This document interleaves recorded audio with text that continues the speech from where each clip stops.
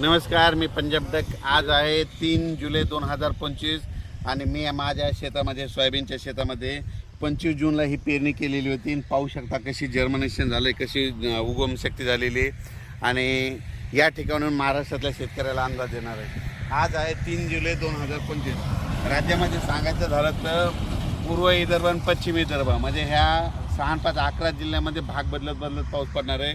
त्याच्यानंतर तो पाऊस हिंगोलीकडे येईल काही भागात, त्याच्यानंतर तो परभणीकडे येईल, बीड जिल्ह्यात काही जाईल, जालनाकडे राहील, बुलढाण्याकडे राहील, इकडे जळगावकडे देखील राहणार आहे. पण राज्यात मात्र सध्यानं 6 तारखेपर्यंत असाच भाग बदलत पाऊस पडणार आहे म्हणून हा अंदाज लक्षात येतं. सांगायचं झालं तर 10 जुलैपर्यंत असाच वेगवेगळ्या भागात पाऊस पडणार आहे.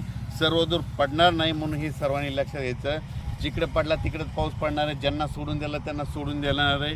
म्हणून जशी शेतीची कामं करायची वेळ असेल तशी तुम्ही शेतीची कामे करून घ्या.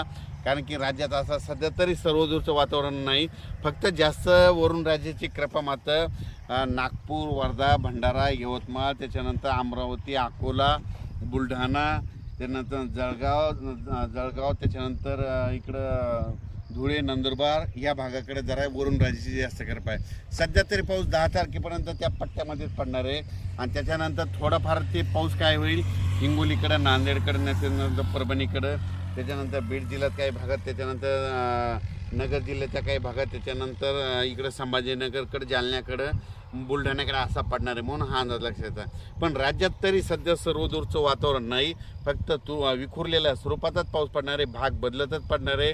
सर्वदूरचा सध्या पाऊस नाही. म्हणून योगायोगाने जशी शेतीची कामे करायची असेल तर तुम्ही शेतीची कामे करू शकता. आज देखील 3 जुलैला रात्री बघा तुम्ही, आज 3 जुलैला विदर्भामध्ये बऱ्याच ठिकाणी पाऊस पडणार आहे. परभणी जिल्ह्यात देखील पडणार आहे, बीड जिल्ह्यात देखील पडणार आहे, त्याच्यानंतर संभाजीनगरकडे देखील पडणार आहे, लातूर जिल्ह्यात देखील काही भागात पडणार आहे, त्याच्यानंतर धाराशिवकडे पडणार आहे, त्याच्यानंतर सोलापूर जिल्ह्यात देखील काय पडणार आहे. पण सर्वदूर नाही पडणार, भाग बदलत पडणार आहे, विखुरलेलं स्वरूपाचं पडणार आहे म्हणून हे अंदाज लक्षात यायचा.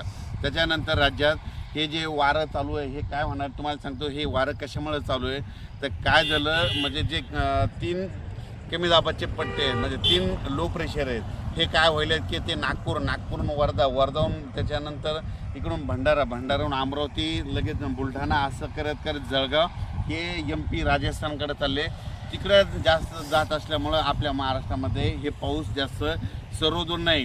मग हे पाऊस हे ज्यावेळेस स्थिर होतील म्हणजे हे होतील 7 तारखेला हे वारं बंद होईल म्हणजे सर्व राज्यातलं आणि 7 तारखेच्या नंतर परत मग 10 जुलैच्या नंतर वातावरण बदलायला सुरुवात होईल. म्हणून पण 10 जुलैनंतर वातावरण बदल झालं तर त्याचा लगेच एक मेसेज दिला जाईल.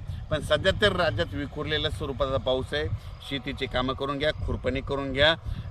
सोयाबीनच्या फवारणी लाल असेल तर ते बी करू शकता. आणि तुम्हाला सांगतो सोयाबीन फवारणी करायची असेल तर तणनाशक मारायचं असेल तर जमिनीमध्ये हात घालायचा आणि त्या जमिनीमध्ये लाडू तयार जर होत असेल तर तणनाशक मारायला योग्य जमीन आहे म्हणून हे असं तुम्ही समजू शकता. आणि कापसाच्या देखील मशागती करून घ्या.